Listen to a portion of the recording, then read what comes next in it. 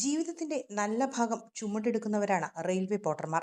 നീറുന്ന നിരവധി പ്രശ്നങ്ങളിലൂടെയാണ് അവർ കടന്നു പോകുന്നത്. തങ്ങളെ കേൾക്കാൻ ആരുമില്ലെന്ന് അവർ പറയുന്നു. वीआईपी मूवमेंट का दौरा होता है तो देखिए, राष्ट्रपति उपराष्ट्रपति का दौरा होता है तो हमारी पुलिस की ड्यूटी लगाई जाती है। देखिए, यहाँ पर प्रेसिडेंट का दौरा तो पुलिस की ड्यूटी लगाई जाती है। ट्रेन एक्सीडेंट होता है तो पुलिस की ड्यूटी लगाई जाती है। पैसा एक नहीं दिया जाता है। जितना बिगाड़ का काम होता है वो हमसे लिया जाता है। सर 19,762 पूरे देश के अंदर ये पुलियों की संख्या, आपकी सरकार जब थी 2008 में तो 1,20,000। उसके बाद में सरकार, आपकी सरकार आई तो जब 2008 में लोगों की सर्विस दी गई तो 19,762 टोटल पुलिस बची।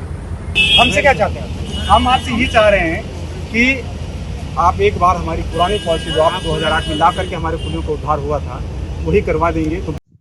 അനുഭവിക്കുന്ന ദുരിതങ്ങളും പരാതികളും റെയിൽവേ പോർട്ടർമാർ രാഹുലും പ്രിയങ്കയുമായി പങ്കുവച്ചു. ഇതുമായി ബന്ധപ്പെട്ട മെമ്മോറാണ്ടവും കൈമാറി. സോണിയാഗാന്ധിയുടെ 10 ജൻപദിലെ വസതിക്ക് മുന്നിൽ വെച്ചായിരുന്നു കൂടിക്കാഴ്ച.